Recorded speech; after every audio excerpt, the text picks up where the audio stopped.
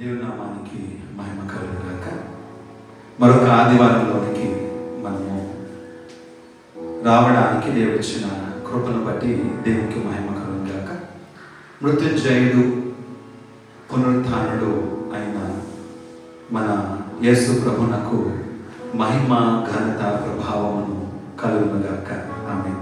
ఎంతో విలువైన సమయాన్ని ఆదివారం దినాన మనము ఆయన మందిరంలో కూడుకొనడానికి అవకాశము లేనప్పటికీ కూడా ఆయన మహాకృప చేత మన ఇళ్లలోనే కూడుకొని ఆయన ఆరాధన చేయడానికి ఆయన ఇచ్చిన సమయాన్ని బట్టి దేవునికి స్తోత్రము.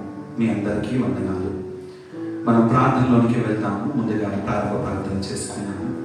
అందరూ కళ్ళు మూసి తలాలు ఉంచినట్లయితే మనం ప్రారంభ ప్రార్థనతో మనము ఈ యొక్క కార్యక్రమాన్ని ప్రార్థన కూటాన్ని ప్రారంభించుకుందాం.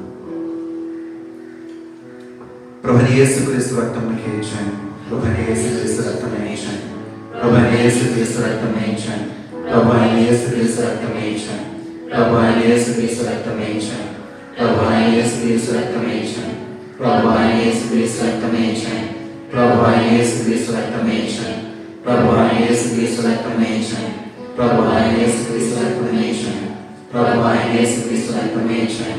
ప్రభువైన యేసుక్రీస్తు రక్తమే జయం. ప్రభువైన యేసుక్రీస్తు రక్తమే జయం. ప్రభువైన యేసుక్రీస్తు రక్తమే జయం. ప్రభువైన యేసుక్రీస్తు రక్తమే జయం. ప్రభువైన యేసుక్రీస్తు రక్తమే జయం. ప్రభువైన యేసుక్రీస్తు రక్తమే జయం. హల్లెలూయా హల్లెలూయా హల్లెలూయా హల్లెలూయా హల్లెలూయా. మృతి గెలిచి లేచిన దేవానికి స్తోత్రం. మృత్యుంజయుడానికి వందనాలు. ప్రార్థనలు వినువాడానికి వందనాలు. మా విన్నపములు వినువాడానికి స్తోత్రం. హల్లెలూయా హల్లెలూయా. స్తుతికి కారణభూతుడానికి స్తోత్రం. హల్లెలూయా హల్లెలూయా హల్లెలూయా హల్లెలూయా హల్లెలూయా హల్లెలూయా. కీర్తనీయుడానికి స్తోత్రం స్తోత్రం స్తోత్రం స్తోత్రం స్తోత్రం స్తోత్రం. హల్లెలూయా హల్లెలూయా హల్లెలూయా హల్లెలూయా హల్లెలూయా. ఆది సంభూతుడానికి స్తోత్రం. అద్వితీయుడానికి వందనాలు స్తోత్రాలు స్తోత్రాలు. హల్లెలూయా హల్లెలూయా హల్లెలూయా హల్లెలూయా హల్లెలూయా హల్లెలూయా. హల్లెలూయా హల్లెలూయా హల్లెలూయా హల్లెలూయా హల్లెలూయా హల్లెలూయా.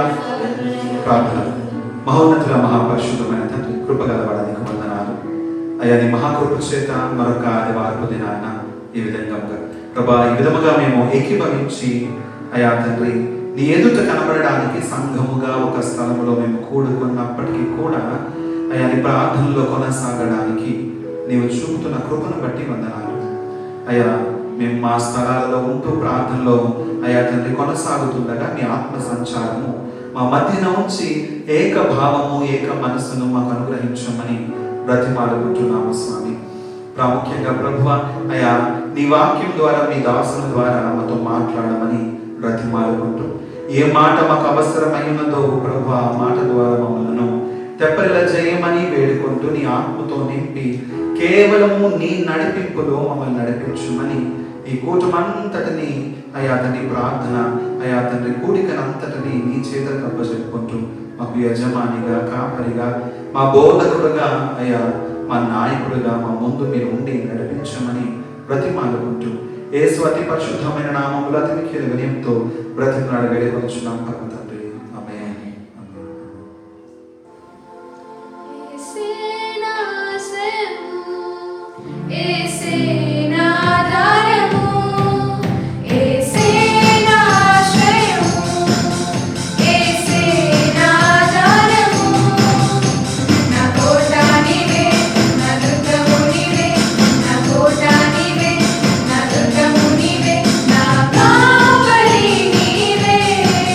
నా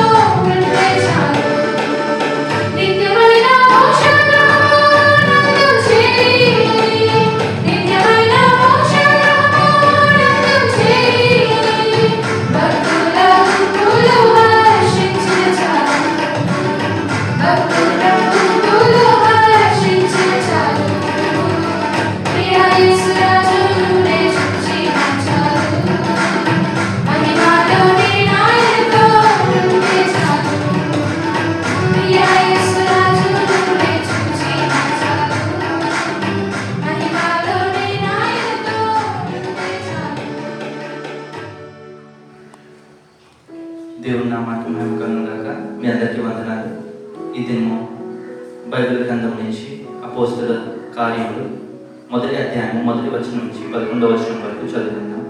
దయచేసి శ్రద్ధగా అందరూ ఆలకిస్తారని నమ్మండి. Dear Theophilus, in my first book, I wrote about all the things that Jesus did and thought from the time he began his work, until the day he was taken up to heaven. Before he was taken up, he gave instructions by the power of the Holy Spirit to the men he had chosen as his apostles. For 40 days after his death, he appeared to them many times in ways that proved beyond doubt that he was alive. They saw him that he talked with them about the kingdom of God. And when they came together, he gave them this order: do not leave Jerusalem, but wait for the gift I told you about. The gift my father promised. John baptized with water, but in a few days he will be baptized with the Holy Spirit.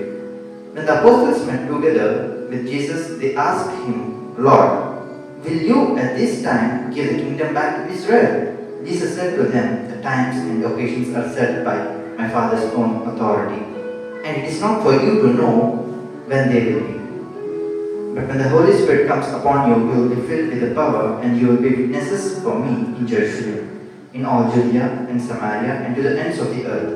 After saying this, he was taken up to the heaven as they watched him, and a cloud hid him from their sight.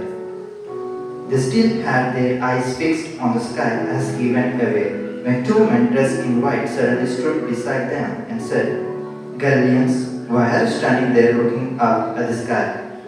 This Jesus who was taken from you into heaven will come back in the same way that you saw him go to the heaven. ఈ కొద్దిపాటి వాక్యం దేవుడు మన వెనుకలో బహుగా దీవించినగాక. ఆమేన్. హల్లెలూయా. దేవునికి మహిమ కలుగును గాక. మనమందరము ఇక్కడ దేవుని స్తుతించడానికి ఈ దినమున మరి పునరుద్ధాన దినమున కూడి ఉన్నాము. ప్రతి ఒక్కరూ కూడా దేవుని వాక్యమును వినులాగునను, దేవుని యొక్క ఆశీర్వాదం పొందులాగునను తమ తమ ఇండ్లలో ఉండి దేవుడు మనకు ఏది మాట్లాడి మనల్ని బలపరుస్తూ ఉన్నాడో ఆ మాటలను వినడానికై మనం ప్రతి ఒక్కరూ తమ తమ ఇండ్లలో ఉండి దేవుని వాక్యమును విందాము, దేవుని దీవెన ఆశీర్వాదములను పొందుదాము. ప్రతి ఒక్కరూ శ్రద్ధగా దేవుని యొక్క వాక్యమును విందాం. దేవునికి మహిమ కలుగును గాక.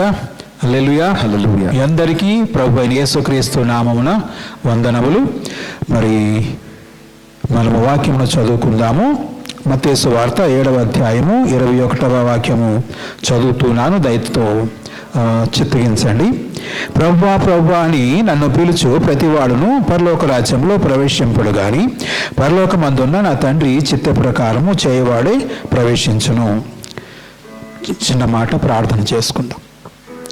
మహోన్నతుడా, సర్వశక్తుడా, సర్వాంతర్యామి, ప్రేమ నమ్మకము కలిగినటువంటి అద్వితీయ సత్యదేవా, మీకు స్తోత్రాలు చెల్లించుకొనిస్తున్నాము. పరమ తండ్రి, స్తోత్రాలు వేస్తున్నాదా. ఇదిగో ప్రభువా, ఈ దినమందు ప్రభు నీ నామమును స్తుతించలాగునను ప్రభువా, ఇదిగో మీ ఎదుట అయా మనల్ని స్తుతించలాగునను ప్రభువా, మీ నామమును బట్టి దేవా మేమందరమును ప్రభువా అయా ఇదిగో ఆయన దీవెనాశీర్వాదములు పొందులాగునను ప్రభువా మీ ఎదుట ఉన్నాము స్వామి.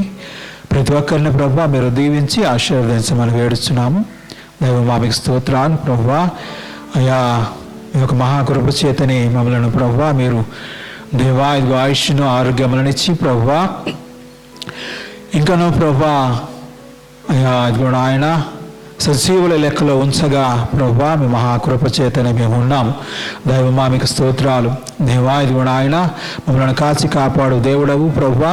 అయా మీ ఇదిగో ఆయన ప్రేమను బట్టి మమ్మల్ని విడవక ఎడబాయిక కాయిచున్నవాడు. చంటి పిల్లలు మొదలుకొని దేవా వృద్ధుల వరకును ప్రతి ఒక్కరిని ప్రభువా ఇదిగో ఆయన నీ కృపలో ఉంచి కాచి కాపాడుచున్నవాడా మీకు స్తోత్రాలు స్వామి. ఈ దినమున ప్రభువా ఇదిగో ఆయన మీ ప్రేమను బట్టి చదివి ఉన్న లేఖనమును బట్టి మాతో మాట్లాడమని ఇదిగో నీ దాసుని నీ సెలవు చాటును మరుగు చేసి నీ సర్వం మాత్రము మేము వినులాగున ప్రభువా మాతో మాట్లాడమని వేడుచు మా ప్రియ ప్రభువును రక్షకుడునైన యేసు పరిశుద్ధ నామమున అడిగి వేడుచున్నాను పరమ తండ్రి. ఆమేన్. హల్లెలూయా. హల్లెలూయా. ప్రభువా అని నన్ను పిలుచు ప్రతివాడును పరలోక రాజ్యంలో ప్రవేశింపుడు గాని పరలోకమందున నా తండ్రి చిత్త ప్రకారము చేయవాడే ప్రవేశించును అని ఇక్కడ మనము లేఖనములో చదువుకున్నాము. తండ్రి చిత్త ప్రకారము చేయవాడే మరి పరలోక రాజ్యంలో ప్రవేశిస్తాడని లేఖనములో వ్రాయబడి ఉంది. మరి సంఘము అంటే జనులకందరికీ దేవుడు లోకమును ఎంతో ప్రేమించి మరి ప్రతి ఒక్కరూ నశింపక నిత్యజీవం పొందులాగున తన కుమారుడైన యేసుక్రీస్తునాథుని భూమి మీదకి పంపించడము మరి మనకు తెలిసిన విషయము. ఆ లేఖనము యోహాను సువార్త 3వ అధ్యాయం 16వ వాక్యములో ఉంది. అలాగునని ఇక్కడ యేసు ప్రభు అయితే ఏమంటున్నాడంటే, ప్రభువా అని నన్ను పిలిచే ప్రతివాడు పరలోక రాజ్యంలో ప్రవేశింపుడంటే తన తండ్రి యొద్దకు రాడు కానీ నా తండ్రి చిత్త ప్రకారము చేయవాడి అని ఆయన చెప్పడం మనకు కనిపిస్తుంది. అలాగనని మీద చెప్పబడినటువంటి వాక్యాలలో 17వ వాక్యము నుండి అలాగునని ప్రతి మంచి చెట్టు మంచి ఫలములు ఫలించును, పనికి మాలిన చెట్టు కాని ఫలములు ఫలించును అని లేఖనం ఇక్కడ వ్రాయబడి ఉంది. మంచి చెట్టు 18వ వాక్యములో చదివితే మంచి చెట్టు కాని ఫలములు ఫలింపనేరదు, పనికి మాలిన చెట్టు మంచి ఫలములు ఫలింపనేరదు. మంచి చెట్టు మరి పనికి మాలిన ఫలాలు ఫలింపనేరదు, పనికి మాలిన చెట్టు మంచి ఫలములు ఫలింపనేరదు అని వ్రాయబడి ఉంది. అంటే నా తండ్రి చిత్త ప్రకారము ఎవడైతే చేస్తాడో, నా తండ్రి చిత్త ప్రకారము ఎవడైతే ఉంటాడో వాడు మంచి ఫలాలు ఫలించేటువంటి మంచి చెట్టు అయి ఉన్నాడని మనకు ఈ యొక్క వాక్యముల ద్వారా స్పష్టం అవుతూ ఉంది. మరి తండ్రి చిత్త ప్రకారము చేయవాడు అని అనేటప్పుడు తండ్రి చిత్తము ఏమై ఉన్నదో అది కూడా లేఖనాల ద్వారా మనకు స్పష్టమే. యేసయ్య మరి తండ్రి చిత్త ప్రకారము చేయవాడు అని చెప్పేటప్పుడు తండ్రి చిత్తము ఏమిటి అనే విషయాన్ని తెలియజేస్తున్నాడు. మీద నా చదివిన లేఖనముల ప్రకారముగా మరి ఏ చెట్టు అయితే మంచి ఫలాలు ఫలిస్తూ ఉందో ఆ చెట్టు మరి మంచిదా చెడ్డదా అనే విషయము ఆ ఫలాలను బట్టి, ఒక చెట్టు మరి తాను ఫలించిన ఫలములను బట్టి ఆ చెట్టు యొక్క గుణగణాలు తెలుస్తాయి. అలాగనే ఇక్కడ మంచి ఫలాలు ఫలించేది మంచి చెట్టు అని తెలుస్తూ ఉంది. యేసయ్యేమో మరి ఏమని యోహాను సువార్తలో తాను మరి బయలుపరుచుకున్నాడు, నేను ద్రాక్షావళిని అని ఆయన చెప్పాడు. యోహాను సువార్త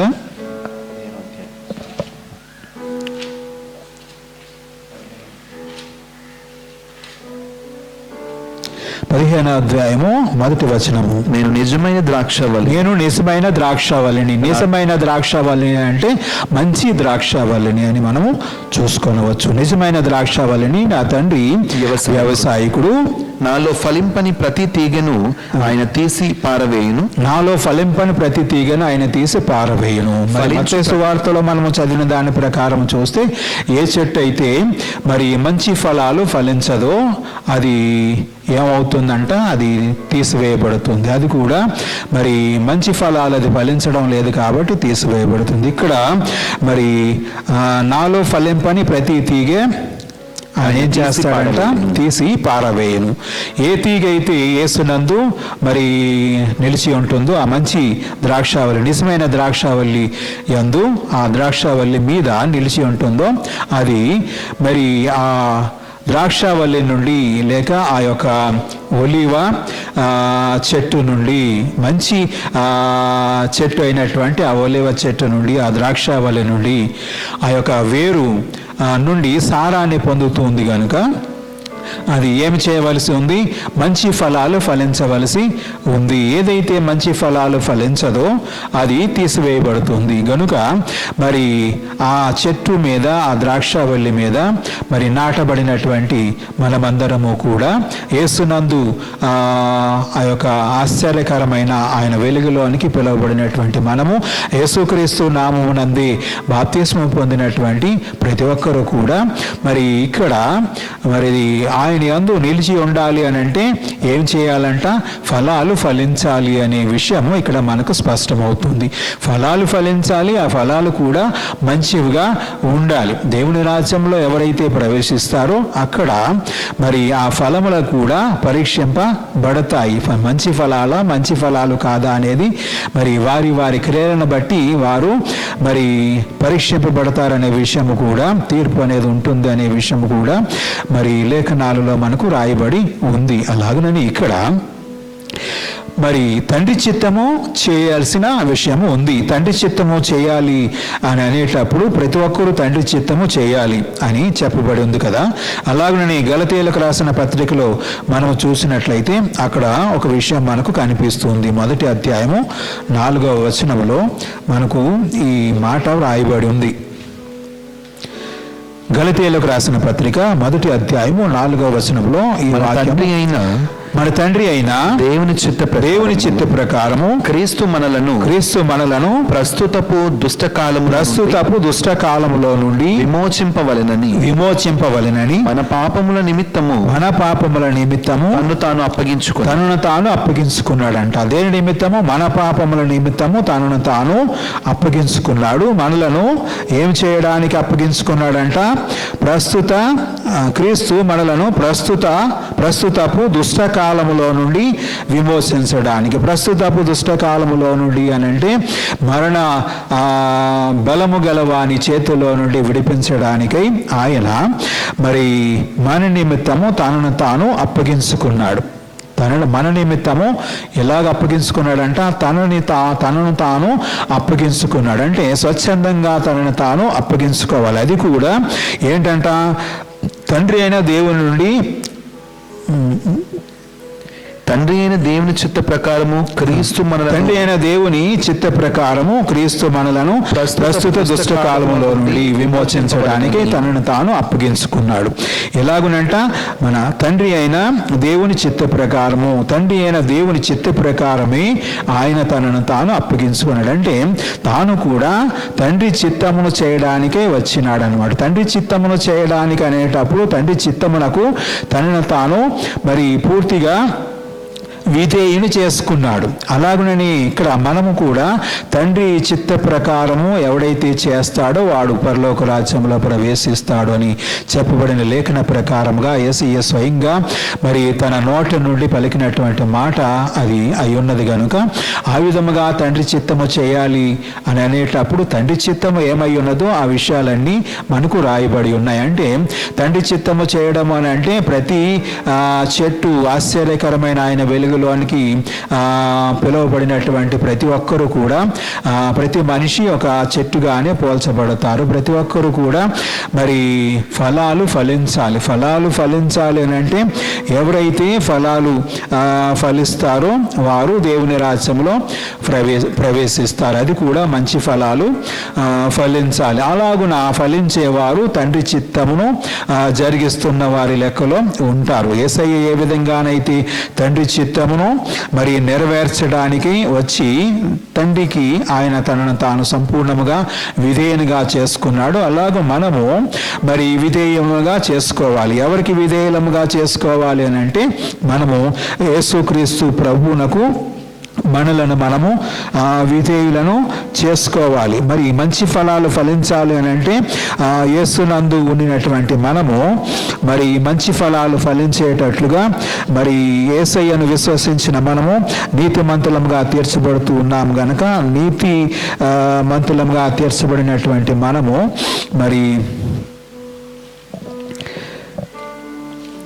ఆయన యందు ఫలించవలసిన వారముగా ఉన్నాము. ఆయన యందు ఫలించడానికి మనము మరి యేసునందు ఉండినటువంటి మనము మరి మంచి ఫలాలు ఫలించడానికి చక్కగా మనము దేవుని యందు నడవలసిన వారముగా ఉన్నాం అని అంటే నీతిమంతులుగా తీర్చబడినటువంటి వారు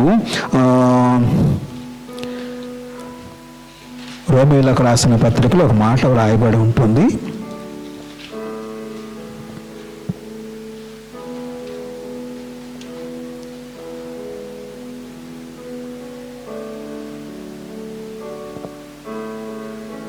ఐదవ అధ్యాయము 15వ వచనము. జీవించు వారికి మీదట తమ కొరకు కాక తమ నిమిత్తము మృతి పొంది తిరిగి లేచిన వాని కొరకే జీవించుటకు ఆయన అందరి కొరకు మృతి పొందేననియు నిశ్చయించుకొనుచున్నాము. ఆయన అందరి కొరకు మృతి పొందినాడంట.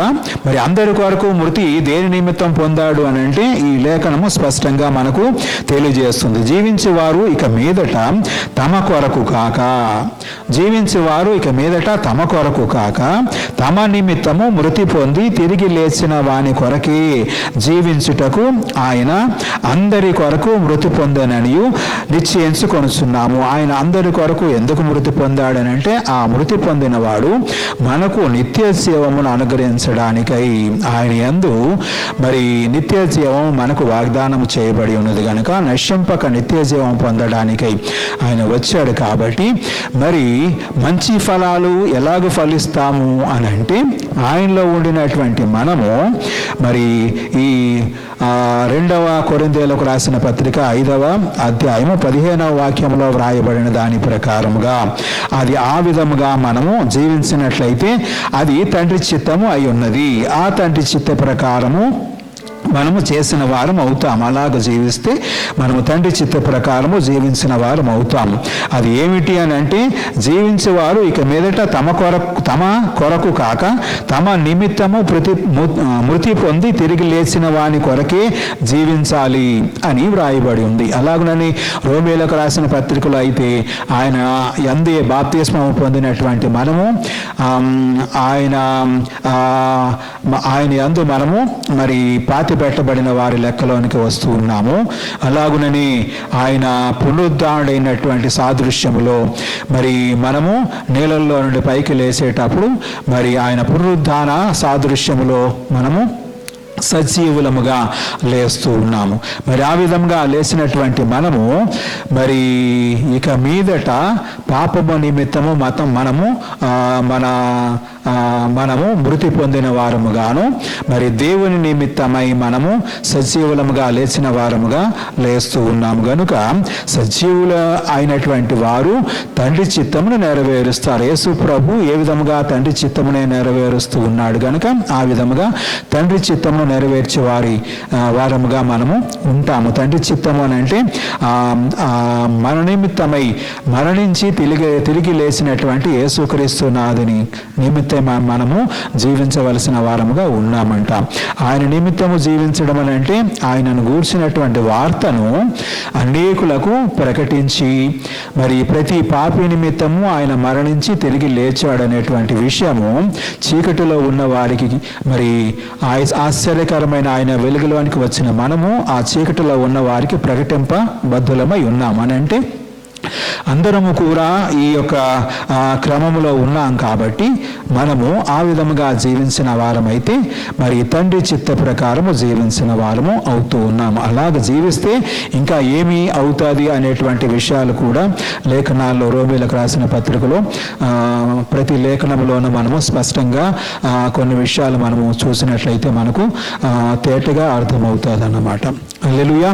ఆ విధంగా అర్థం అవడం నిమిత్తమై ఆ విషయాలన్నీ తర్వాత భాగంలో మనం చూసుకుందాము. ఇప్పటికైతే మనము మరి తండ్రి చిత్త ప్రకారము బద్ధులమై ఉన్నాము. తండ్రి చిత్తమును నెరవేర్చబద్ధులమై ఉన్నాము. యేసయ్య ఏ విధంగానైతే తండ్రి చిత్తమును నెరవేర్చడానికి ఆయన వచ్చి మనందరి నిమిత్తము తనను తాను స్వచ్ఛందంగా అప్పగించుకున్నాడు. అలాగా మనము కూడా స్వచ్ఛందంగా ఆశ్చర్యకరమైన వెలుగులోనికి వచ్చిన మనము స్వచ్ఛందంగా మనలను మనము అప్పగించుకొని మరి మన నిమిత్తమే మృతి పొంది తిరిగి లేచిన వాని నిమిత్తము మనము జీవించి అంటే తండ్రి చిత్తమును నెరవేర్చిన వారముగా దేవుని ఆలోచన ప్రకారముగా మనము జీవించిన వారముగా వెళుతూ ఉన్నాము. ఆ ప్రకారం వెళ్ళినట్లయితే మనం పరిశుద్ధులం అవుతాం. హల్లెలూయా. ఆ విధముగా మనలను మనం పరిశుద్ధపరచుకుంటూ మరి దేవుని చిత్తములో మనము నిలిచి ఉందాము. దేవునికి మహిమ కలుగును గాక. మీకందరికీ మరి దేవుని యొక్క దీవెన ఆశీర్వాదములు మెండుగా కలుగును గాక. ఈ వాక్యము మీ హృదయములలో నిలిచి మిమ్మలను మరి తండ్రి చిత్త ప్రకారము జీవించేవారుగా చేయును గాక. దేవునికి మహిమ కలుగును గాక.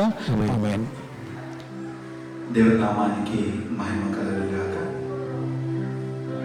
ఇంతవరకు దేవుని మహాకృప చేత ఆయన వాక్యంలోని మనల్ని నడిపించారు. మనము కొద్ది సమయము ఆరాధన చేసుకొని ఆ తర్వాత రెండవ వర్తమానంలోకి వెళ్దాము. దయచేసి మనం తలలు వంచి కళ్ళు మూసుకొని దేవుని వైపు చూద్దాము. హృదయపూర్వకముగా ఆయనతో ఆయన ఆరాధనలో కొనసాగుదాం. ఆయన మనందరితో మాట్లాడినట్లుగా, మన కళ్ళను ఆయన తెరుచున్నట్లుగా, మన మనోనేత్రాలు వెలిగింపబడినట్లుగా ఆయన వైపు చూద్దాము. మన మనస్సుకు ఆయన ఇచ్చిన కళ్ళు ఆయన తెరిచినట్లుగా ఆయన వైపు చూద్దాం. ప్రభు యేసు నా రక్షక, నొసగు కన్నులు నాకు, నిరతము నేను నిన్ను చూడ అన్న పాట పాడుకున్నాను. ప్రభు యేసు నా రక్షక, నొసగు కన్నులు నాకు, నిరతము నిన్ను చూడ. ప్రభు యేసు నా రక్షక, నొసగు కన్నులు నాకు, నిరతము నిన్ను చూడ. ప్రభు యేసు నా రక్షక, నొసగు కన్నులు నాకు, నిరతము నిన్ను చూడ. ప్రభు యేసు నా రక్షక, నొసగు కన్నులు నాకు, నిరతము నిన్ను చూడ. లెక్కలేని మారు పడిపోతిని, దిక్కులేని వాడ నేనైతిని. లెక్కలేని మారు పడిపోతిని, దిక్కులేని వాడ నేనైతిని. చెక్క చేసిన నేత్రాలు తెరచి, గ్రక్కున నిన్ను చూడనిన్ను. చెక్క చేసిన నేత్రాలు తెరచి, గ్రక్కున నిన్ను చూడనిన్ను. ప్రభు యేసు నా రక్షక, నొసగు కన్నులు నాకు, నిరతము నిన్ను చూడ. ప్రభు యేసు నా రక్షక, నొసగు కన్నులు నాకు, నిరతము నిన్ను చూడ. ఎరిగి ఎరిగినే చెడిపోతిని, యేసుని గాయము రేపితిని. ఎరిగి ఎరిగినే చెడిపోతిని, యేసుని గాయము రేపితిని. మోసపోతిని, దృష్టి తొలగితి, దాసుడ నిన్ను చూడనిన్ను. మోసపోతిని, దృష్టి తొలగితి, దాసుడ నిన్ను చూడనిన్ను.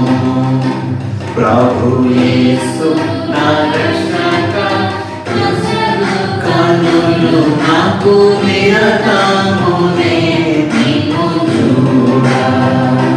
ప్రభు యేసు నా రక్షక, నొసగు కన్నులు నాకు, నిరతము నిన్ను చూడ. ఎందారేసుని వైపు చూచెదరో, పొందెదరు వెలుగు ముఖమున. ఎందారేసుని వైపు చూచెదరో, పొందెదరు వెలుగు ముఖమున. సంధియంబు లేక సంతోషించుచు, ముందుకు పరుగెత్తెదరు.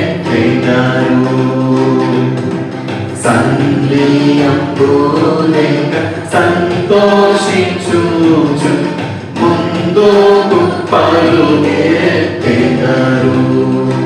ప్రభు యేసు నా రక్షక, నొసగు కన్నులు నాకు, నిరతము నిన్ను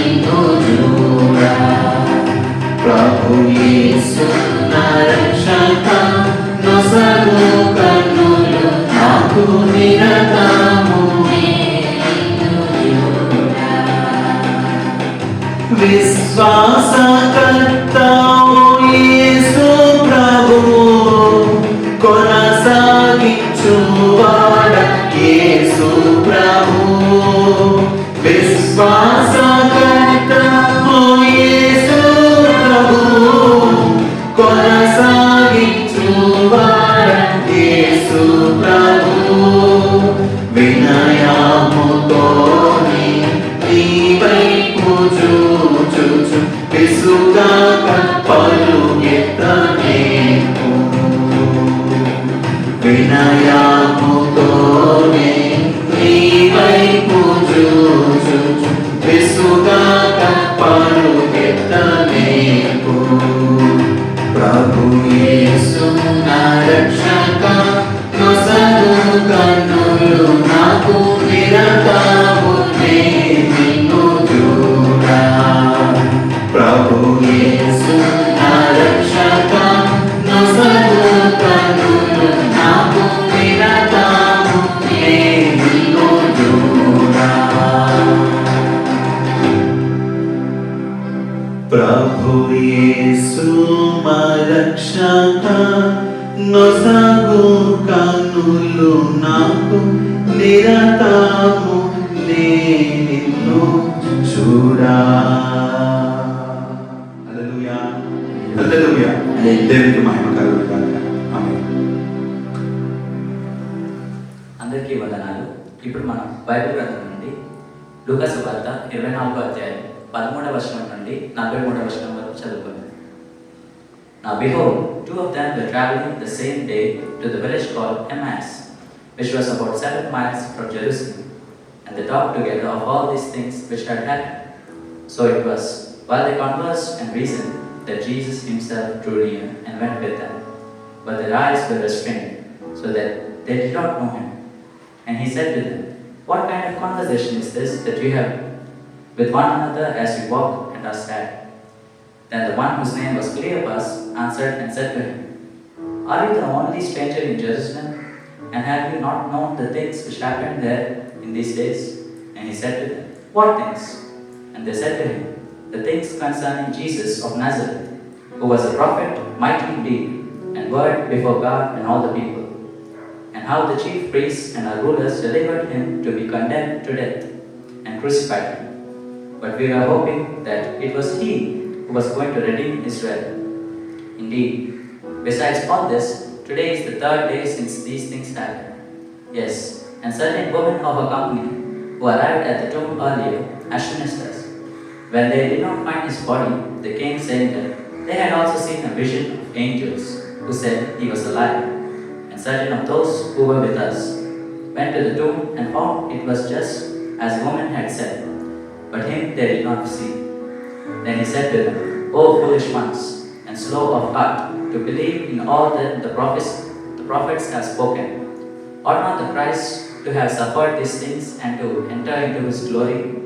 And beginning at Moses and all the prophets, he expounded to them in all the scriptures the things concerning himself. Then they drew near to the village where they were going, and he indicated that he would have gone farther. But they constrained him and saying, "Abide with us, for it is toward evening, and the day is far spent." And he went in to stay with them.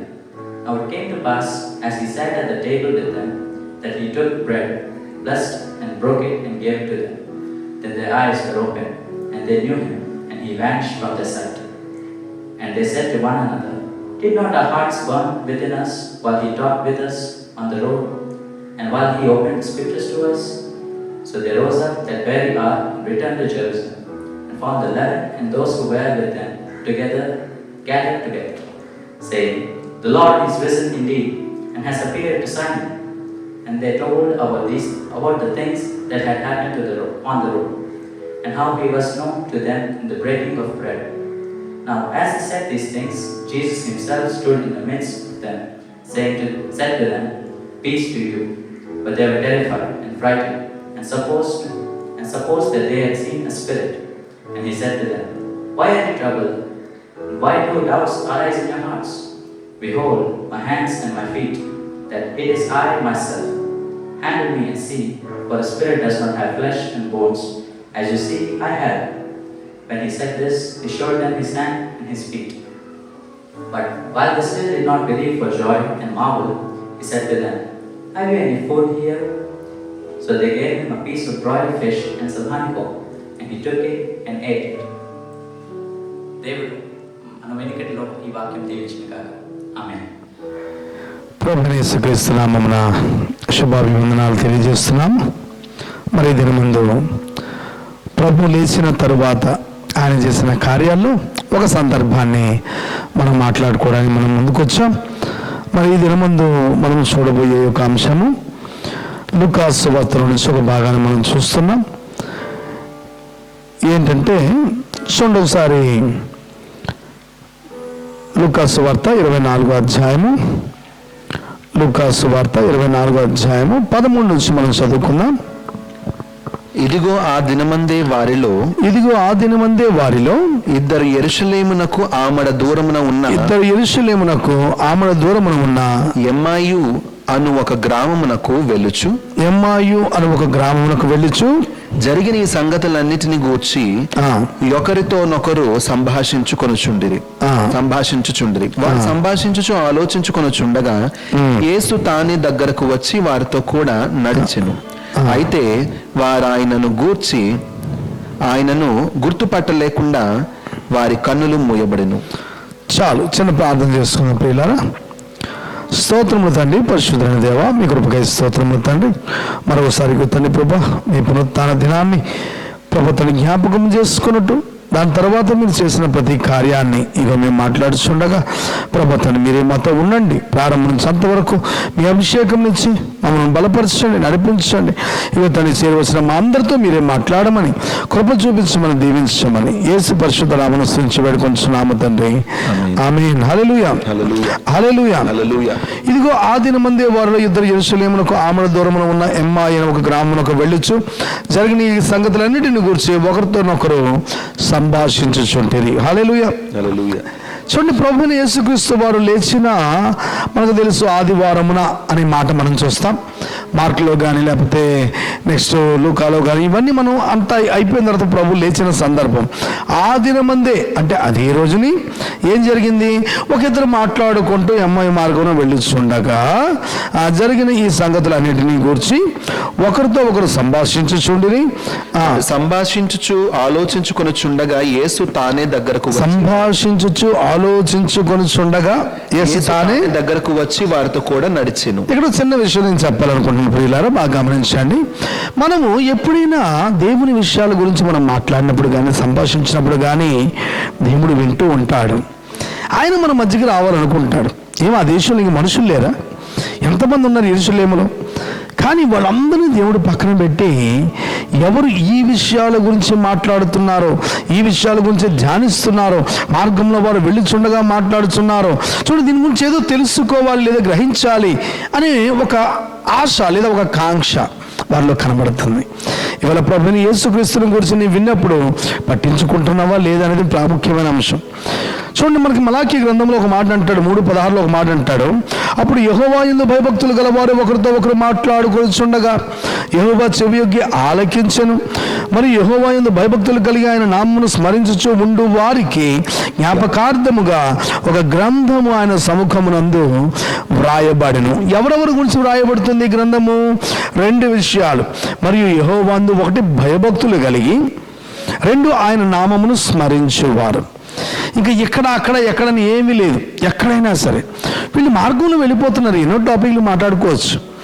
కానీ యేసు ప్రభువుని గురించిన ఒక విషయాన్ని వాళ్ళు తెలుసుకోవాలని ఆశపడ్డం మనం చూస్తున్నాం ప్రియులారా. అందుకే ద్వితీయోపదేశ కాండం 6:7 కూడా ఈ మాట అంటాడు, నీవు నీ కుమారులకు వాటిని అభ్యసింపజేసి నీ ఎంట కూర్చుండునప్పుడు, తోబను నడిచినప్పుడును, పండుకొనున్నప్పుడును, లేచినప్పుడును వాటిని గూర్చి మాట్లాడవలెను, సూచనగా వాటిని నీ చేతికి కట్టుకొనవలెను. దేవుని గురించిన మాటలు చూడండి, నడిచినప్పుడు, పడుకున్నప్పుడు, లేచినప్పుడు, కూర్చున్నప్పుడు. ఇవాళ మనము ఉన్నాం, కొద్దిగా టైం దొరికిందంటే ఎక్కడ లేని సినిమాలు, సీరియళ్ళు, లేనిపోవన్నీ మాట్లాడతాం. కానీ వాక్యాన్ని ధ్యానించే ఉద్దేశం మనకు ఉండదు, దాన్ని తెలుసుకోవాలనే ఉద్దేశం ఉండదు. అందువల్ల ప్రభు మన పక్కన ప్రత్యక్షం కావడం లేదు.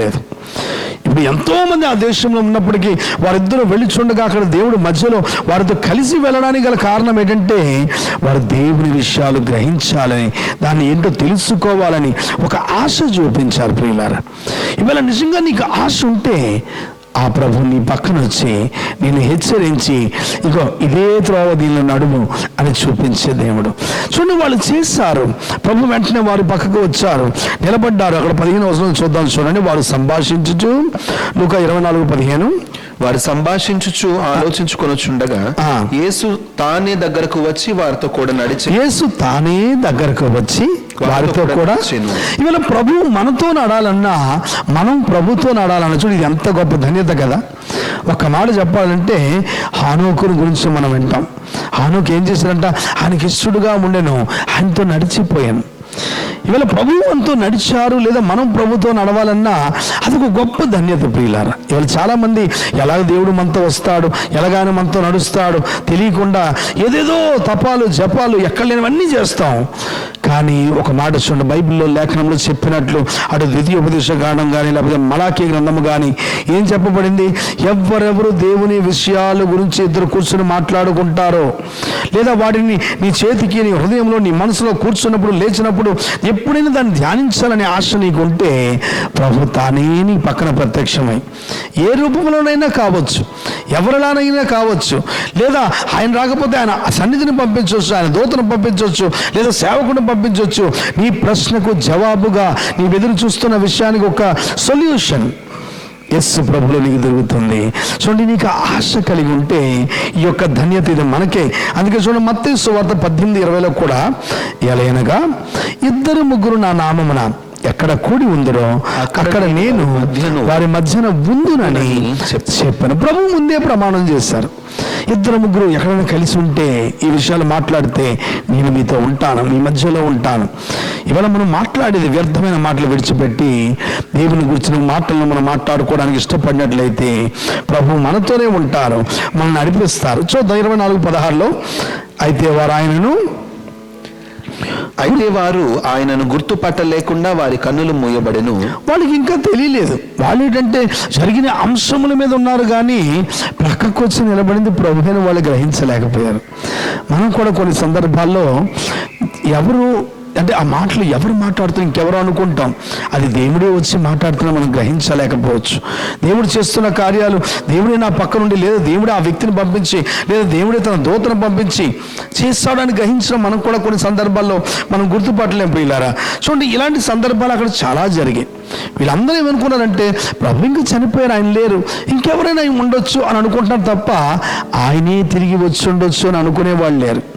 యోహాను 2 సాక్ష్యాలు ఇస్తాడు. చూడండి, 20వ అధ్యాయము యోహాను సువార్త 20వ అధ్యాయం 14లో చూస్తే, ఆమె ఈ మాట చెప్పి వెనుక తట్టు తిరిగి యేసు నిలిచి ఉండడు చూచెను గాని ఆయన యేసు అని గుర్తుపట్టలేదు. ఏమైందంటే ప్రభు నిలబడి ఉన్నారు, కానీ అది ప్రభు అయి ఉంటారు, ఇంకెవరైనా కావచ్చు. చాలా సందర్భాల్లో దేవుడు మన పక్కనే ఉంటాడు, కానీ మనం చూడలేం, మనం గుర్తుపట్టలేం. కొన్ని సందర్భాల్లో దేవుడు తాను బయలుపరుచుకోరు, మరి కొన్ని సందర్భాల్లో ఆయన బయలుపరుచుకుంటే తప్ప ఇంకెవరు ఆయన చూడలేరు. అక్కడ 21వ అధ్యాయంలో కూడా 4వ వచనం చూస్తే, సూర్యోదయం అవుతుండగా యేసు ధరణి నిలిచెను. అయితే ఆయన యేసు అనే శిష్యులు గుర్తుపట్టలేదు. ఆయన యేసు అనే శిష్యులు ఇది ఒకరిద్దరు కాదు, మొత్తం శిష్యులందరూ ఉన్నారు అక్కడ. చేపలు పడ్డానికి బయలుదేరారు కదా. సూర్యోదయ టైంలో ఆయన వచ్చి ఆ సముద్రం దగ్గర ఒడ్డున నిలబడి ఉన్నారు. అక్కడ అన్ని పెట్టి రెడీ చేసి ఉంచారు. వీళ్ళు దూరం నుంచి చూస్తారు, కానీ ప్రభువుని గుర్తుపట్టలేదు. చాలాసేపు తర్వాత ఒక శిష్యుడు అంటాడు, ఆయన ప్రభు సుమి. చూడండి, మనం ప్రభువును గుర్తుపట్టాలంటే ముందు మనం వాక్యముల గురించి ధ్యానించాలి, వాక్యంతో మనం సంభాషించాలి, దేవుడితో సంభాషించాలి.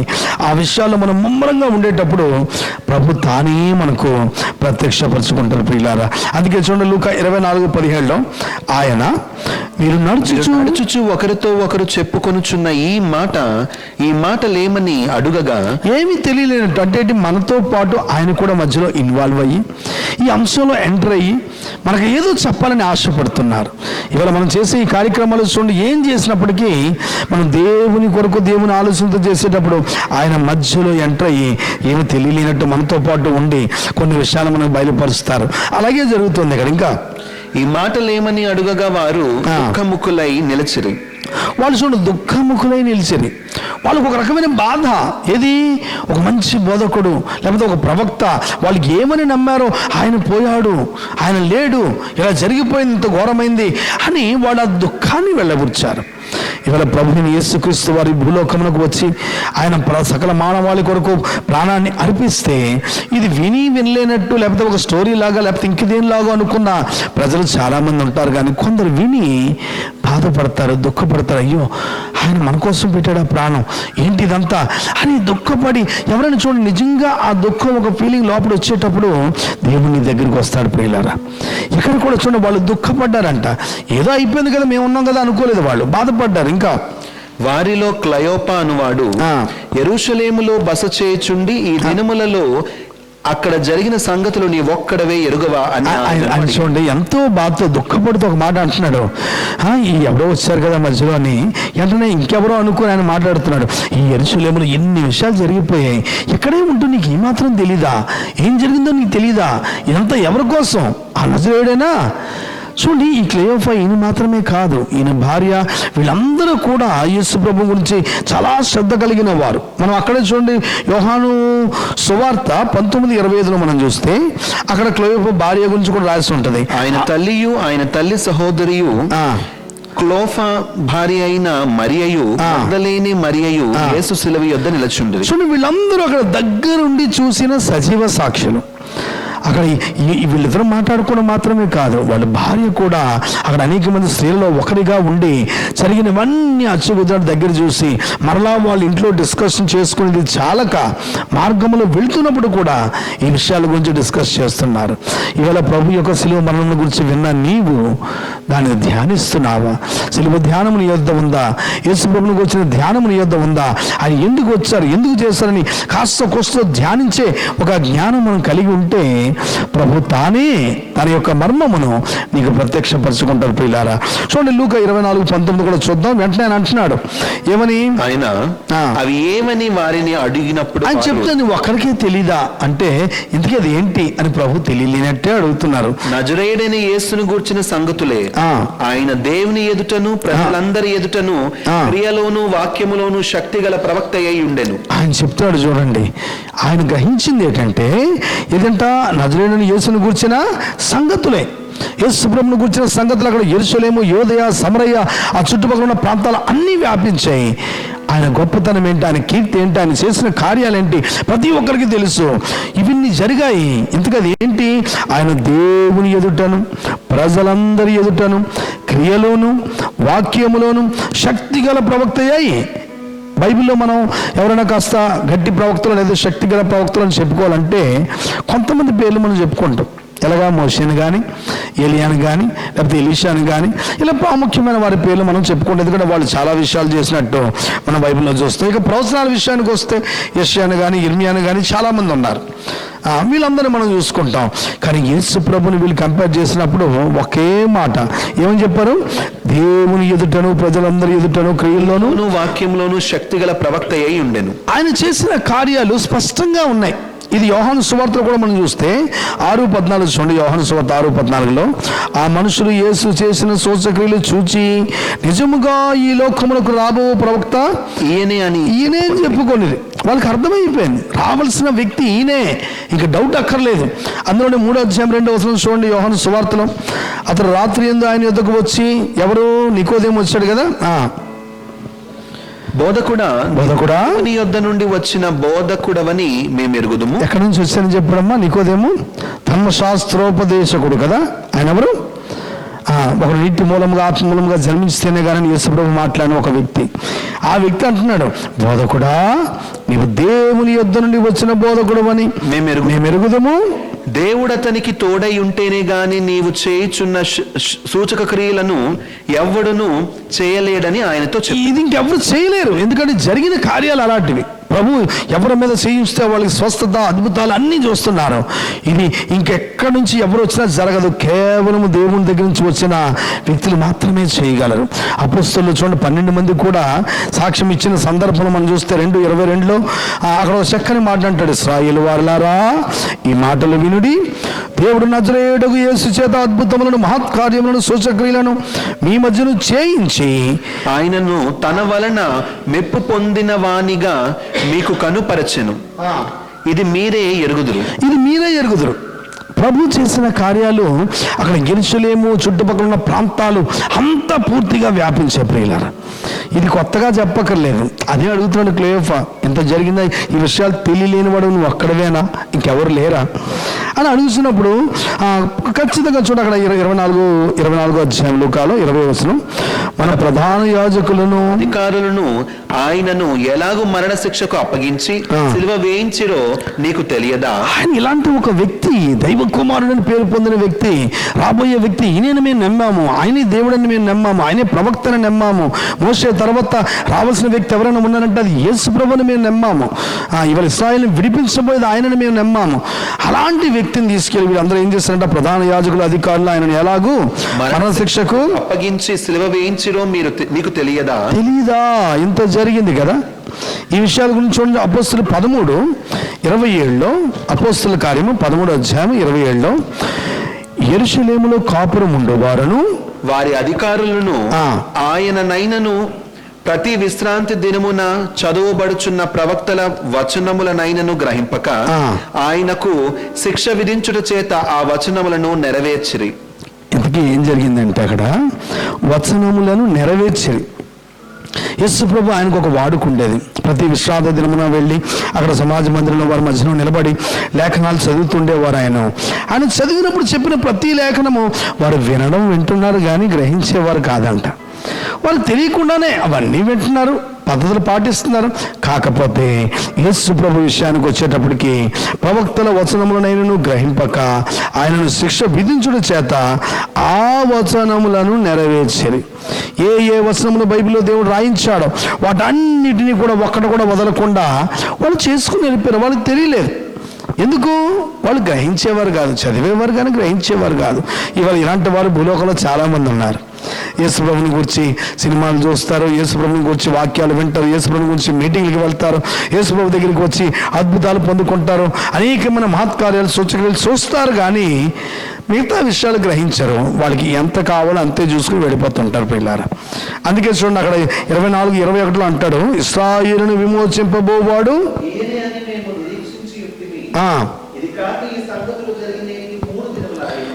ఈ సంగతులు జరిగినేటికి ఇశ్రాయేలుని విమోచింపబోవాడు. వాళ్ళు ఎదురు చూస్తున్న మెస్సయ్య ఈయనే అని వాళ్ళు నమ్మారంట. ఇంక డౌట్ అక్కర్లేదు. ఇవాళ సర్వలోకానికి రావాల్సిన వ్యక్తి ఆయనే అని ఎంతమంది గ్రహిస్తున్నారు? ఇవాళ సర్వలోకానికి బైబిల్ గ్రంథం ఇవ్వబడింది. ఆయన చెప్పిన ప్రతి లేఖనము పాత నిబంధన నుంచి ఇంకా ముందు ఇప్పుడు వాక్యాలను తీసి చెప్పబోతున్నాను, గమనించండి. క్రొత్త నిబంధనలో ఉన్న అంటే వాళ్ళు మాట్లాడుకున్న ఇశ్రాయేలుని మాత్రమే కాదు, సర్వలోకానికి రాబోయే రక్షకుడు ఈయనే. ఇది ఎంతమంది అర్థం చేసుకుంటున్నాం? అందుకంటారు కదా, ఇశ్రాయేలుని విమోచింపబోడు ఈయన అని మేము నిరీక్షించి ఉంటిమి, ఇది గాక ఆయన ముందే చెప్పారు, నన్ను మీరు చంపేయండి, నేను 3వ దినంలో ఇస్తానని. ఈ సంగతులు జరిగి నేటికి ఎన్ని దినాలు? 3 దినములు. చాలామంది ఇప్పుడు కూడా 3 రోజులు అయిందా, 2 రోజులు అయిందా, 1 రోజు అయిందా? చూడండి అక్కడ సజీవ సాక్ష్యాలు చెప్తున్నాను. ఈ సంగతులు జరిగి ఆదివారం మాట్లాడుకుంటున్నారు. ఈ విషయాలు ఇప్పుడు మాట్లాడుతున్నారు. ఇప్పటికి 3 దినములు ఆయను అంటే అర్థం ఏంటి? ఆదివారాన్ని పక్కన పెట్టినా శనివారం ఇంక వెనక ఒక 3 రోజులు వేసుకోండి. ఇంకా వేసుకుంటే మనకి ఏంటి అర్థం అవుతుంది? ప్రభువు చెప్పినట్లు ఆయన 3 రాత్రుళ్ళు 3 పగళ్ళు ఆయన ఏం చేశారు? భూగర్భంలో ఉండాలి. యోనాను కూర్చున్న సూచన ఆయన చెప్పారు. అచ్చుగుద్దినట్టు ఆయన అన్నీ నెరవేర్చారు. దీన్ని ఖచ్చితంగా కళ్ళారా చూసిన సాక్ష్యాలు ఇది జరిగి నేటికి 3 దినములు ఆయను. లూకా 24:22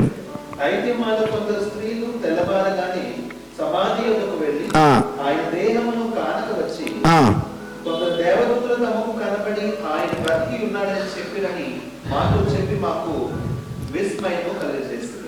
ఇంకా మాతో కూడా ఉన్న వారిలో కొందరు సమాధి యొద్దకు వెళ్ళి ఆ స్త్రీలు చెప్పినట్టు కనుగొనిది కానీ ఆయన చూడలేదని ఆయనతో చెప్పారు. అందుకు ఆయన, అవివేకులారా, చెప్పిన మాటలన్నిటిని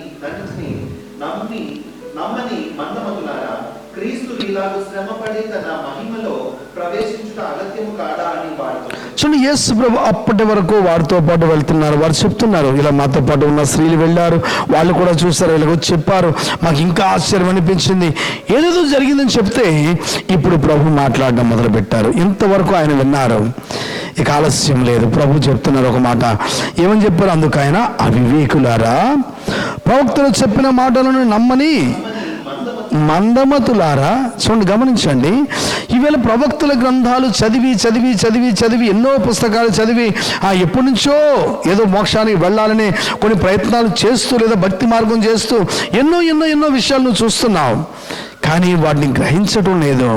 ఇవాళ ఎక్కడ చూసుకున్న దేవుని గురించిన సాక్ష్యము అన్నింటిలో దేవుడు ఉంచాడు, ప్రతి మతంలో ఉంచాడు. వాటిని చూసుకుని ఎవరో ఒకరు రావాల్సి ఉంది భూలోకానికి. ఇందుకే ఆయన ఎవరు? మా కొరకు ప్రాణం పెట్టే వ్యక్తి ఎవరు? సర్వమానవాళి కొరకు ప్రాణం పెట్టే వ్యక్తి ఎవరు? ఆయన ద్వారా మాత్రమే, ఆ పరిశుద్ధుని ద్వారా మాత్రమే పాపం పోతుంది, ఇంకెవ్వరి ద్వారా కూడా పోదు అని గ్రహించేవారు ఎంతమంది? ఒకవేళ నీవు నేను గ్రహించకపోతే ప్రభు చెప్పిన మాట మనకేనేమో. ఏమని చెప్పారు?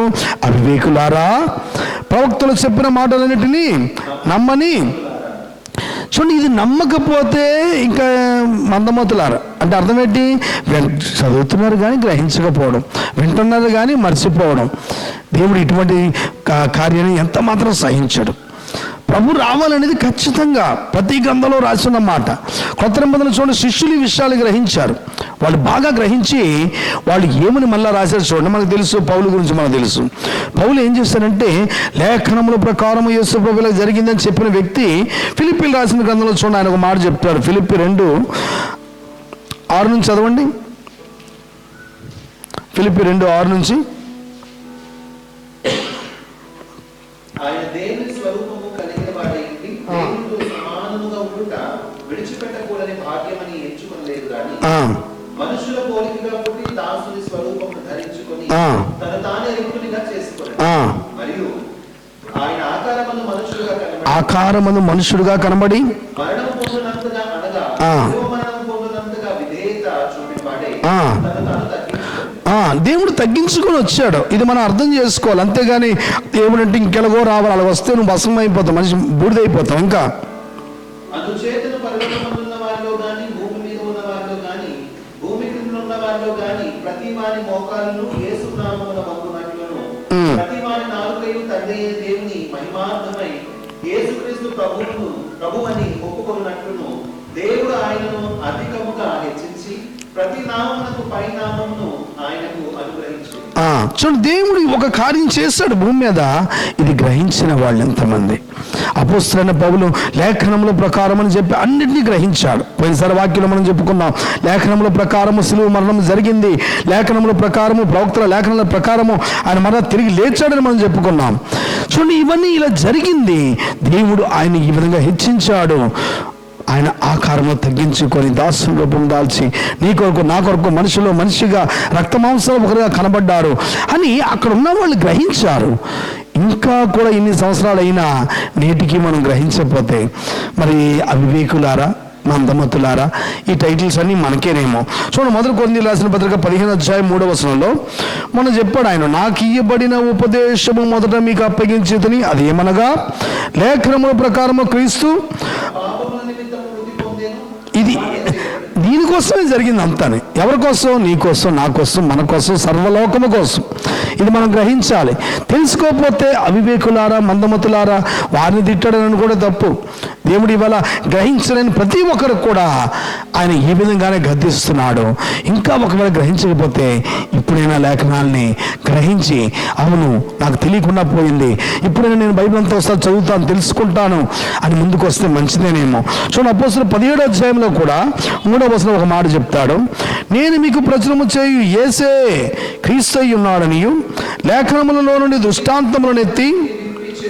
ఈ మాటలు కాపండి, లేఖనములలో నుండి దృష్టాంతములను, అంటే ఇదే అది అదే ఇది అని చెప్పి ఖచ్చితంగా ఎత్తి చూపిస్తూ వారితో 3 విశ్రాంతి దినములు తర్కించి చూడండి. పౌలు చేసిన యొక్క బోధల్లో అది ఎక్కడా కూడా ఎంత మాత్రం తగ్గలేదు. బైబిల్ నుంచి తీ, ధర్మశాస్త్రం ఎలా చెప్పింది, అలా చెప్పింది, ఇలా చెప్పింది, చూడండి, ఇప్పుడైనా మీరు ఏం చేసుకోండి, మనసు మార్చుకోండి, రక్షకుడిని యేసు ప్రభువుని అంగీకరించండి అని బల్లగుద్ది చెప్పిన బోధకులు ఎంతోమంది ఉన్నారు. ఈ కాలంలో కూడా అదే జరుగుతుంది. అయినా నేను విన్ను, నాకెందుకులే, ఏం లేదు, నరకానికి పోతానంటే ఎవడ ఆపేది లేదు. కాకపోతే ఒక చిన్న ఏంటంటే, పోయే ముందు ఒకసారి ఆలోచించుకోని, ఆయన మార్గం అంటూ ఒకటి ఉంది మోక్షానికి వెళ్ళడానికి, ఇది తెలుసుకుని వస్తే నీకు మేలు, లేదు తెలిసినా నేను బుద్ధిహీనంగా పోతానంటే అవివేకులారా, వాక్యాన్ని గ్రహించలేని మందమతులారా, మరి ప్రభు చెప్పిన దిట్లు ఇంకెవరికో కాదు, మనకే. అందుకే చూడండి, హెబ్రీయులు రాసిన పత్రికలో కూడా 2వ అధ్యాయము, హెబ్రీయులు రాసిన పత్రిక 2వ అధ్యాయం 8 నుంచి చదవండి. ఆయన సమస్తమును లోపరిచినప్పుడు వానికి లోపరచుకుంటా దేనిని విడిచిపెట్టలేదు. ప్రస్తుతమందు మనము సమస్తమును వానికి లోపరచబడుట ఇంకను చూడలేదు, కానీ దేవుని కృప వలన ఆయన ప్రతి మనుషుని కొరకు మరణము అనుభవించినట్లు దూతల కంటే కొంచెం తక్కువ వాడుగా చేయబడిన యేసు మరణము పొందినను మహిమా ప్రభావములతో కిరీటము ధరించిన వానిగా ఆయనను చూచుచున్నాము. ఎవరి నిమిత్తం సమస్తము ఉన్నవో, ఎవరి వలన సమస్తమును కలుగుచున్నవో ఆయన అనేకులైన కుమారులను మహిమకు తెచ్చుచుండగా వారి రక్షణకర్తను శ్రమల ద్వారా సంపూర్ణ చేయుటకు ఆయనకు తగును. దేవునామాను మహిమ కలుగును గాక. చూడండి, యేసు ప్రభు దూతల కంటే కొంచెం తక్కువ వాడుగా చేయబడి మనుషులో ఒకరిగా కనబడి, అదే సమయంలో అక్కడ ఒక గొప్ప కార్యం ఏంటంటే, ఇదంతటిని కూడా దేవుడు ఆయనకి అప్పగించాడంట, లోపరిచాడంట. ఫ్రీలారా, ఇవాళ ఈ విషయం మనం గ్రహించకపోతే, ఇది సమస్తము ఆయన కోసమే, ఎవరి నిమిత్తం సమస్తం ఉన్నమో, ఇవాళ దేవుడు తన కుమారునికి సమస్తాన్ని అప్పగించాడు. ఇవాళ ఆయనతో పాటు ఉన్నవారు కూడా దాన్ని స్వతంత్రించుకుంటారు. ఆయనతో పాటు ఉంటేనే ఆ మోక్షం నీకు దొరుకుతుంది. ఆయన చెప్పిన మాట వింటేనే ఆ రాజ్యాన్ని నువ్వు వెళ్తావు. మరి ప్రభు అందుకే అంటున్నాడు, మందమతులారా ఏమి గ్రహించలేని వాళ్ళను. ఇంకా మనం ఎవరైనా ఇలాంటి వాళ్ళు ఉంటే ఒకసారి ఆలోచించాలి, గ్రహించాలి, ఇది ఎంతవరకు సమంజసం, దేవుడు చేస్తున్న ఈ కార్యము మనము గ్రహించామా లేదా. అలా ఖచ్చితంగా, ఎందుకంటే ఇదంతా లేఖనముల ప్రకారము జరిగిన సందర్భాల్లో ఒకటి కదా. అందుకే లూకా 24:26 చూడండి.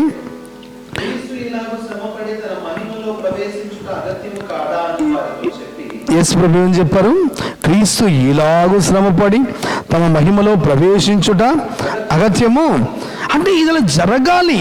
ఎందుకు ఇలా జరగాలి? సర్వ మానవాళి రక్షణార్థమై, సర్వ మానవాళి క్షేమము కొరకు. ఇవాళ నరకానికి వెళ్ళిపోతున్న వ్యక్తిని ప్రభు రక్షించాలనేది ఆయన ఉద్దేశము. ఏ ఒక్క ఆత్మ నశించిపోవడం ఆయన ఎంత మాత్రం కూడా ఇష్టం లేదు ప్రియులారా. అందుకనే ప్రభు యొక్క సిలువ యాగము, సిలువ త్యాగం చేశారు. ఇవాళ ఇద్దరు వ్యక్తులు ఎప్పుడైతే దీని గురించి డిస్కషన్ చేస్తున్నారో, ప్రభు వారి పక్క నుండి వారికి తను తాను బయలుపరుచుకున్నారు. ఇవాళ నీవు నేను ఈ విషయాల గురించి ధ్యానించి తెలుసుకోవాలని ఆశ కలిగితే, ప్రభు తానే మన మధ్యకు వచ్చి మనతో మాట్లాడి, ఇది సత్యము, ఇది మార్గము, దీంట్లో నడండి అని ఆయన నేర్పించి నిన్ను నన్ను కూడా మోక్షానికి తీసుకువెళ్తారు పిల్లరా. మరి విన్న వాక్యాన్ని మన హృదయంలో భద్రపరచుకొని వాళ్ళ మార్గం ముందు ఉన్నప్పుడు ఏ విధంగా ప్రభువాన్ని దర్శించారు, ఇవాళ నిన్ను నన్ను కూడా దర్శించాలని ఆశపడుతున్నారు. మరి ఒక్కసారి వాక్యం విని అవివేకంగా కాకుండా వివేకము కలిగిన వారమై దేవుని వైపు తిరిగితే ఆ రక్షణ భాగ్యాన్ని మనం పొందుకుంటాం. దేవుడు తానే మనలను అట్టి రక్షణ భాగ్యంలో వారిని నడిపించినట్లు మనల్ని కూడా నడిపించును గాక. ఆమేన్, ఆమేన్. సరే, మరి మనం ఇంతవరకు విన్న వాక్యాన్ని బట్టి మరొకసారి ప్రభు వైపు తిరిగి, ప్రభా తండ్రిగో అనేక విషయాలు చదువుతున్నాను కానీ గ్రహించలేకపోతున్నాను ప్రభా, నాకు కూడా అటువంటి ఒక గ్రహింపును దయచేయండి. ఎమ్మాయి మార్గానికి వెళుతున్న వారిని మీరు దర్శించినట్లు ప్రభా, ఇక మేము కూడా కూర్చొని వాక్యమును చదివేటప్పుడు, లేఖనాలను మేము తిరిగేసేటప్పుడు, ఒకరితో ఒకరు మాట్లాడుకునేటప్పుడు ప్రభా మా మధ్యలోని కూడా రండి నాయన. ప్రభా తండ్రి, మీ విషయాలు మేము కూడా వినాలి, మేము ఎదగాలని ఆశపడుతున్నాము అని ఎందరైతే ఆశపడుతున్నారో నాతో పాటు కలిసి కళ్ళు మూసుకోండి. ఇదే మందు మీ కొరకు ప్రార్థన చేస్తాను. నా అందరి కోసం ప్రార్థన చేద్దాం. దేవుడు తానే మనతో ఉండి నడిపించును గాక. ప్రార్థన చేసుకుందాం ప్రియులారా. స్తోత్రములు తండ్రి, పరిశుద్ధులైన దేవ, కృపగల దేవుడవు, దయగల తండ్రివి నాయన. ప్రభా నీవిగా మా కొరకు మరణించి తిరిగి లేచి పునరుత్థానుడవై తండ్రి ప్రభా అనేకులకు కనబడి ఇగో తండ్రి మిమ్మల్ని మీరు ప్రత్యక్షపరచుకొని రుజువులతో పాటు వారికి నిరూపించుకున్నారు నాయన. వారిలో ఒక ఇద్దరు ఈ మార్గమున వెళుచుండగా ఇగో వారిని మీరు దర్శించి నాయన వారు మాట్లాడుతున్న సంభాషణ విని ప్రభా వారితో పాటు నడిచి కొంత దూరం వెళ్ళి నాయన వారికి మిమ్మల్ని మీరు బయలుపరుచుకున్నారు నాయన. వారితో మీరు మాట్లాడారు ప్రభా. ఇగో వారి లేఖనాలు గ్రహించినట్లు వారికి మీరు ప్రత్యక్షపరుచుకున్నారు నాయన. మరొకసారి గతని ఎందరైతే ఈ వాక్యాన్ని విని ప్రభా నేను గ్రహించాలి, నాకు కావాలని ఎదురు చూస్తున్నారు, వారందరితో కూడా అతను మీరు మాట్లాడండి, ప్రత్యక్షపరచుకోండి నాయన. అవివేకుల వలె మేము కాక, మందమతుల వలె కాక ప్రభా ఇగో మీ మార్గమందు నడుచు వారమై మిమ్మల్ని వెంబడించు వారమై ఉండినట్లు ప్రభా మమ్మల్ని బలపరచండి ప్రభా. తండ్రిగా మీ శిలువ యాగము ఆ యొక్క గొప్ప కార్యము ఇక మానవాళి కొరకు మీరు చేస్తారని మేము గ్రహించి ఇంకా అనేకులకి ఈ విషయాలు తెలియపరచినట్లు వారు ఏ విధంగా ఈ సత్యాన్ని తెలుసుకొని మిగతా వారికి తెలియజేసినట్లు ప్రభా మేము కూడా మా తరములో ఈ విషయాలు తెలుసుకున్న వారమై ఇంకా అజ్ఞానంలో ఉన్నవారు అవివేకంగా ప్రవర్తించే వారికి మీ విషయాలు మేము తెలియజేసి వారిని కూడా తన మోక్ష మార్గాలను నడిపించడానికి సహాయం చేయండి. విన్న వాక్యాన్ని మా అందరి హృదయాలు ఫలింపచేయండి. ఎందరైతే తన్ని వింటున్నారో అందరినీ తన్ని పేరు పేరుని ప్రతి కుటుంబాన్ని దీవించి ఇగో తన్ని మీ రాకడకు ముందుగా సర్వలోకము సువార్త వెళ్ళినట్లు అటువంటి శ్రేష్టమైన అభిషేకంతో అలంకరించి మీరే బలపరచమని మనందరినీ పేరు పేరుని దీవించమని మీ పునరుత్థాన శక్తి బలముతో ప్రతి ఒక్కరిని ఆశీర్వదించమని మహిమా ఘనత పొందమని మా ప్రభువును రక్షకుడైన యేసుక్రీస్తు పరిశుద్ధ నామమున స్తుతించి వేడుకొంచున్నాము తండ్రి. ఆమేన్. మన పరమ తండ్రి అయిన దేవుని ప్రేమ, రక్షకుడైన యేసుక్రీస్తు నాథుని శాశ్వత కృప, పరిశుద్ధాత్మ దేవుని అన్యోన్య సహవాసం చేరవలసిన మనకును ఈ విధంగా క్రీస్తుని గురించి ఎప్పటికప్పుడు ధ్యానించుచు ఆయన యొక్క ప్రత్యక్షత పొందుకుంటున్న సకల ప్రజలకు ఆయన యొక్క సన్నిధి సహాయం సమాధానము సహవాసము సదాకాలము రాకడ పర్యంతము తోడేని నడిపించునుగాక. ఆమేన్.